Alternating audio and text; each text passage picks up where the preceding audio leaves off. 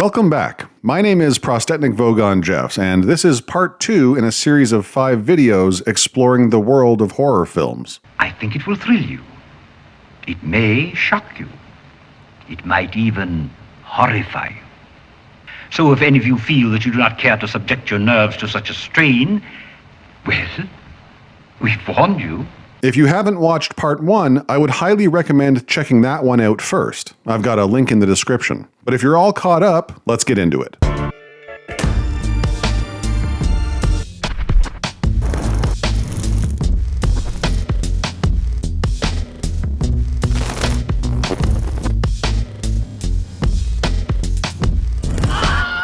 Before we get too deep into the history of horror, I think it's important that we define our terms. There are a lot of folks out there with a lot of different notions on what makes something fall into the category of horror. So let's start by looking at a definition. An intense feeling of fear, shock, or disgust. Okay, that's pretty straightforward. Oh, but what's this? Cambridge Dictionary has a slightly different definition. Well, that's interesting. Nothing about disgust here, and we've upgraded from intense to extreme. Maybe Merriam-Webster can shed some light on the situation. Great. Thanks, Merriam-Webster, you absolute nutsack. We're back to intense, but now it's painful? And we're throwing dread, dismay, aversion, and repugnance in there too? Listen, I'm not above being sesquipedalian, but the grandiloquent tosspot who wrote this definition needs to be fired. Forthwith! Toot frigging sweet! Ah, screw it. Let's go slumming. Dictionary.com, what have you got for us? Again with the painful. And I'm sorry, but how have we not come to a consensus on what this word means? I'll bet I could get a better definition out of a random AI language model. Oh, come on. Yeah, that's pretty much exactly it. Intense emotional state of fear, shock, or disgust caused by something terrifying or revolting. Spot on. Designed to disturb, frighten, or scare via an eerie or menacing atmosphere. Was that so f***ing hard? 4 dictionaries couldn't pull it off, but an AI LLM does? Now that's horrifying.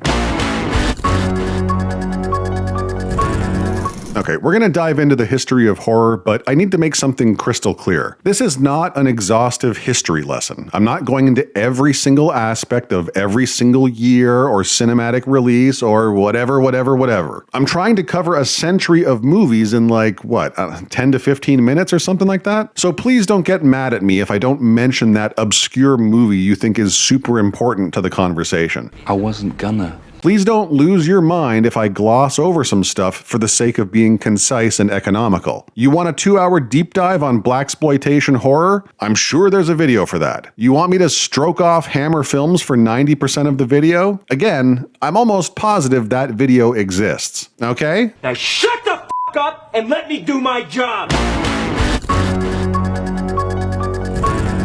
Widely considered the first horror movie, Le Manoir du Diable, or The House of the Devil, is a 3-minute silent film from 1896. While not intended to frighten its audience, the short film contains many gothic elements that would act as a foundation for later features. It was directed by French filmmaker Georges Méliès, and predates his seminal work, Le Voyage dans la Lune, from 1902. Méliès made hundreds of films from the 1880s to the early 1900s, and many of them helped establish the roots of horror. 1897's L'Auberge ensorcelée, 1898's La Lune à un mètre, and La Caverne maudite, and 1899's Le Diable au Couvent, just to name a few.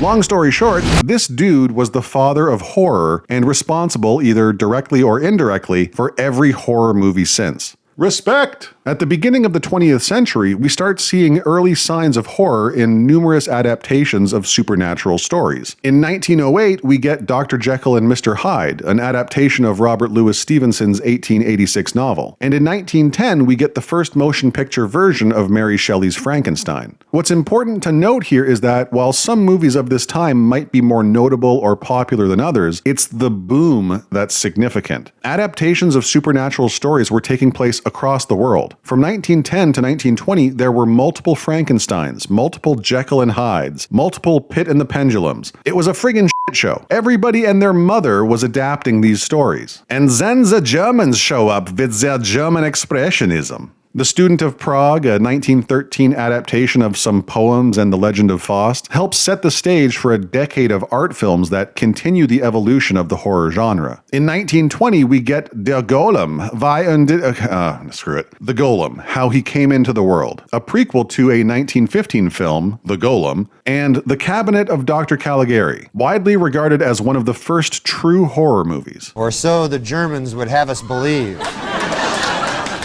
It's about a mad doctor who uses his sleeping assistant to commit crimes, more or less. I'm not doing the story justice, but as I mentioned previously, German expressionism isn't my jam. If you're a cinephile or interested in the art form, it's essential viewing. But from a story and entertainment standpoint, it's boring as shit. Same goes for 1922's Nosferatu. Super important to the history of horror, definitely worth checking out. I can absolutely appreciate it for what it is, a knockoff Dracula flick with some impressive cinematography. But all of these movies are an hour and a half tops, yet feel like they're 4 hours long. I'm sure that's a me thing, no doubt. Your mileage may vary. Oh, and what were the Americans doing during all of this? Well, they made an Ape Man movie in 1922 starring Lon Chaney called A Blind Bargain, and less than a decade later destroyed the original print like a bunch of jackasses. And there were a bunch of other movies that slowly crept their way towards horror. I mean, you might as well call the 1920s the decade of Lon Chaney. He starred in The Monster, The Phantom of the Opera, The Unknown, and London After Midnight. Guy was all over the place. Hollywood legend.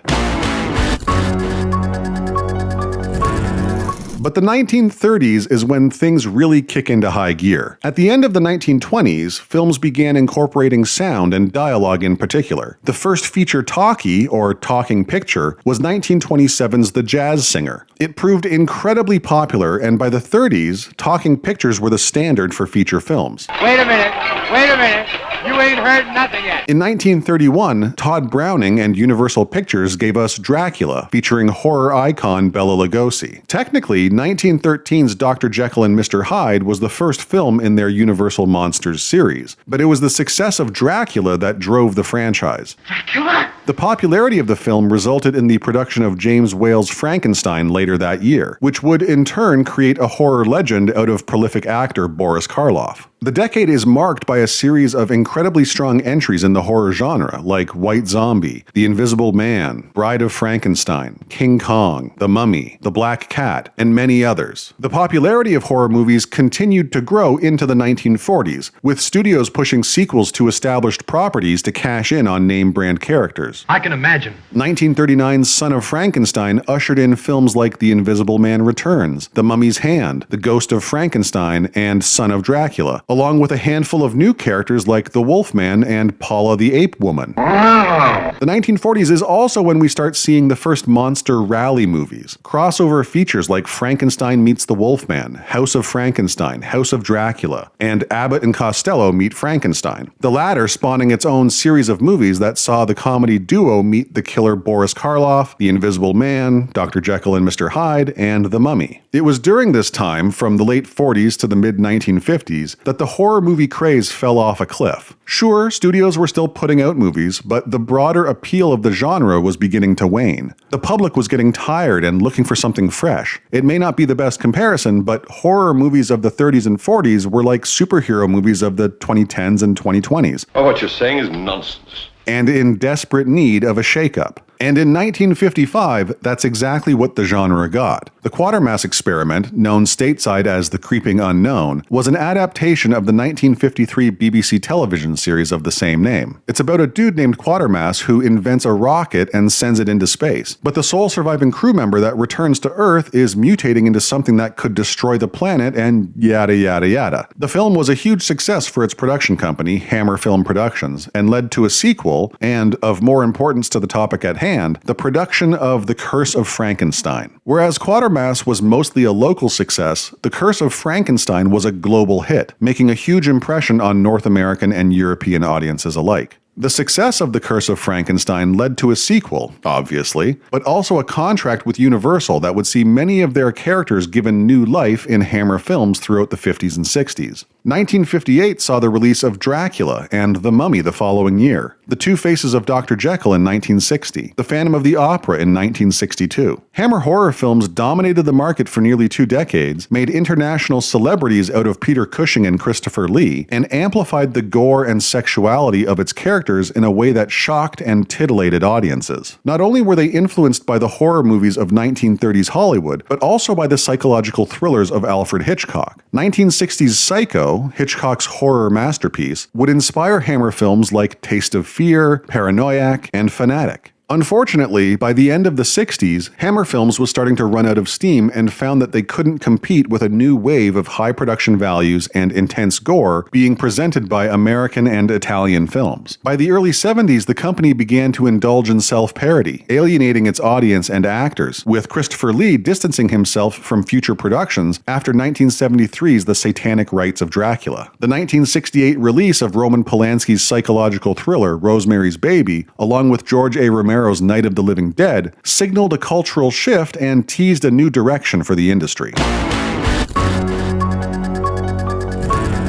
In much the same way that Hammer films upped the ante in terms of violence and sexuality, horror films of the 1970s amped everything up to 11 and dropped any pretense of modesty. Gore and eroticism shot through the roof. Films like A Bay of Blood, The Last House on the Left, The Exorcist, and Romero's sequel to Night of the Living Dead, Dawn of the Dead, pushed the boundaries of the genre to previously unseen extremes. The 70s also saw a huge increase in independent films and exploitation flicks. The Texas Chainsaw Massacre, a 1974 horror film by Tobe Hooper, helped introduce a low-budget, ultra-real aesthetic that continues to influence directors to this day. And together with Hitchcock's Psycho, Mario Bava's A Bay of Blood from 1971, and John Carpenter's 1978 masterpiece Halloween, would form the foundation of the modern slasher film. Credit is also due to Italian giallo films, which are basically erotic horror thrillers with slasher elements. Directors like Mario Bava, Lucio Fulci, and Dario Argento started making these movies in the 60s and 70s, and their impact on the North American slasher scene of the 80s is undeniable. The 70s also saw a more pessimistic turn in storytelling. While the golden age of horror was likely to feature fairly traditional storytelling tropes or structures, the films of the 70s began to deviate substantially. No longer was the good guy or girl guaranteed to win, or if they did win, it might be seen as a more temporary development.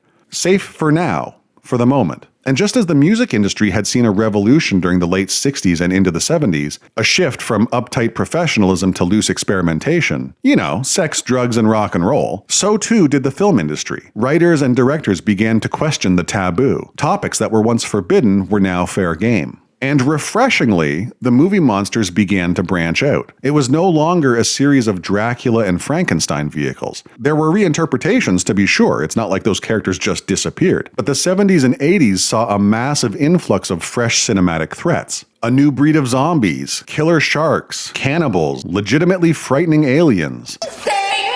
Psycho dolls, psycho mutants, cult leaders, and that's not even counting the movie villains that have become household names. Michael Myers, Jason Voorhees, Freddy Krueger, Leatherface, Pinhead, Brundlefly, The Thing. Oh, and if you love campy stuff, the 80s also gave us trauma films like The Toxic Avenger, Class of Nukem High, and Redneck Zombies. But just like every period previous, the 80s saw a waning interest in horror. Excessive dependence on slasher movies and unoriginal sequels would once again see audiences paying less attention to the genre. The overwhelming popularity of horror throughout the early 80s once again faded and left us with the absolute travesty that was the early 90s. I can't stress this enough. The 1990s were shit for horror. For the most part. There are always exceptions. Groovy. By the mid-90s, it was clear that the industry needed a jumpstart. The battery powering the genre was, for all intents and purposes, dead. And that's when an industry veteran and 2 industry newcomers injected some much-needed electricity with the 1996 self-aware slasher Scream and the 1999 found-footage darling, The Blair Witch Project. Side note, I only like one of these movies. Can you guess which one? Let me give you a hint. It's not The Blair Witch Project. Terrible movie. Not scary, not even a little bit. But here's the thing. Both of these movies are incredibly important when it comes to modern horror. Yes, both movies are responsible for a long line of god-awful copycats. And if they hadn't been created, maybe we would have been spared from the I Know What You Did Last Summer flicks and every terrible found footage movie. Touchdown. Touchdown. Touchdown. Maybe. That being said, Scream, at least the first in the series, is a well-made, intelligently deconstructed slasher from master of horror Wes Craven. It's responsible, to some extent, for a wave of self-aware horror gems like 2000's Ginger Snaps, 2004's Shaun of the Dead, 2009's Zombieland, 2012's Cabin in the Woods, and 2015's The Final Girls, among others. And maybe you hate found footage movies, maybe you love them. I'm not a huge fan of the style, but I'll readily admit that it can be used as an effective storytelling technique. I mean, it can also be used to excuse shit filmmaking, but you take the good with the bad, I suppose. Point being is that the movie, regardless of how you feel about it, was a cultural milestone for horror. Outside of Scream and Blair Witch, the 20th century ended with a disappointing whimper. Thankfully, the first quarter of the 21st century has been defined primarily by a slow and steady return to 70s experimentation and boundary pushing from a community of global filmmakers. 2002's 28 Days Later, 2004's Saw, 2008's Let the Right One In and Martyrs, 2014's It Follows, 2016's Train to Busan, 2020's reinvention of The Invisible Man, and 2023's Talk to Me. If anything, the first 25 years of the century will probably be defined at best by its creative disparity, or at worst by an underlying and pervasive theme of Emotional damage! but only time will tell. Okay, so for anyone who is new to the wonderful world of horror, or for anyone trying to expand their knowledge of the genre, I've compiled a list of must-watch movies. This list isn't particularly revolutionary or groundbreaking, it's fairly straightforward, but I wanted to put a somewhat chronological watch list together that would roughly cover the first 100 years of horror. These aren't necessarily the best movies the genre has to offer, but I feel they give a decent picture of the evolving industry. These are movies that I think anyone interested in understanding the history of horror need to see at least once. That's a fact. That is a fact. Make sense? Alright, here we go. It's like 3 minutes, man. You can watch it for free online. No excuses, just do it. Okay, listen, just pick one. If you're into silent movies, go ahead and watch both. If you're an artsy prick, I suggest Caligari because Nosferatu is just fan fiction Dracula. And if you're a fan of vampires, go ahead and watch Nosferatu because it's kooky Dracula and Caligari is boring as all hell. I don't think it matters which one you go with here. Personally, I'd go with Frankenstein because it's a bit more unhinged. But Bela Lugosi as Dracula is classic. If you like either of these, you can get some bonus points for watching The Invisible Man. Same deal as number 3. I'd flip it this time around and go with Dracula over Frankenstein. How dare you? But both are solid films. And if you like either of these, I'd highly recommend checking out The Devil Rides Out. All 3 movies are directed by Terence Fisher, with the latter considered one of his best films. It's Hitchcock, and if you haven't seen it already, I don't even know what to say to you. We all go a little mad sometimes.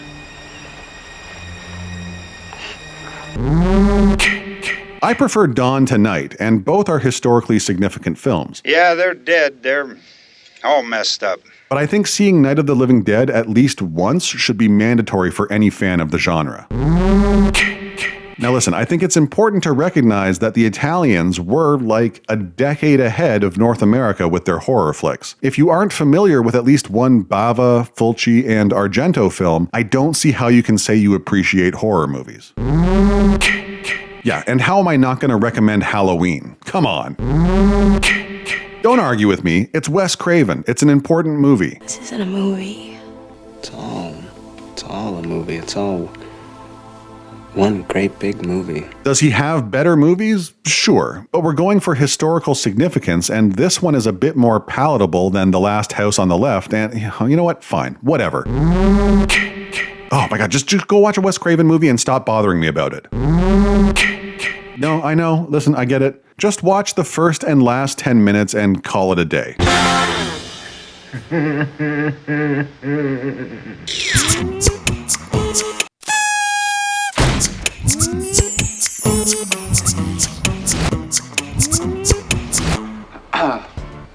In part 3, we're going to dive into the many genres of horror, from the grotesqueries of body horror and splatterfests to the mind-bending art of existential and psychological dread. And later in the series, we'll dive into the history and controversy of censorship and take a look at how the genre has changed in the 21st century and where it's heading in the future.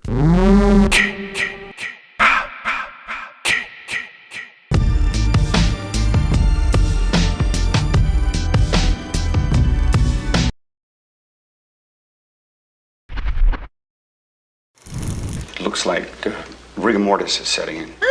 Rigor mortis?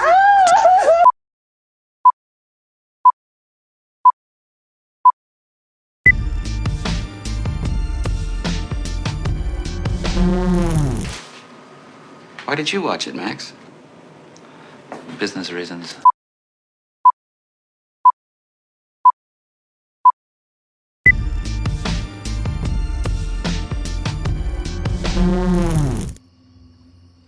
Move, you mean old ugly bitch!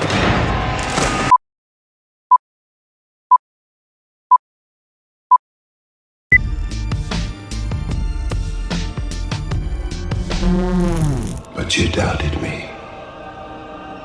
I'm sorry, I have to go.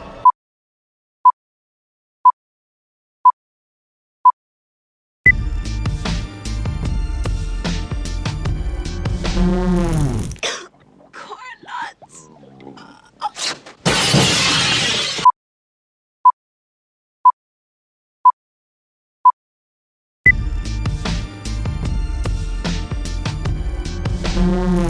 Can I do it? Can I do it?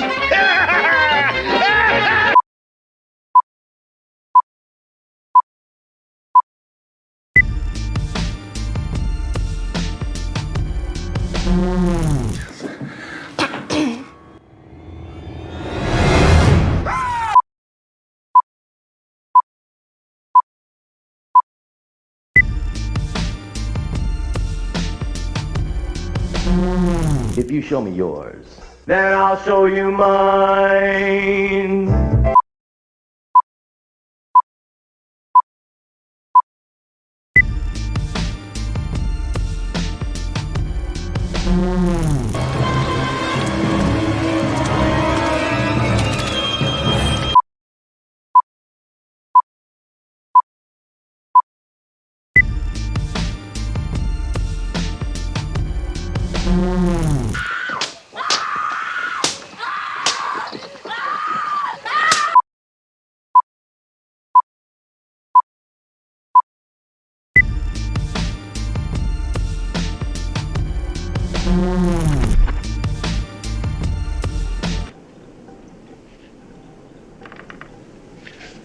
I've done all I can here. See you next time.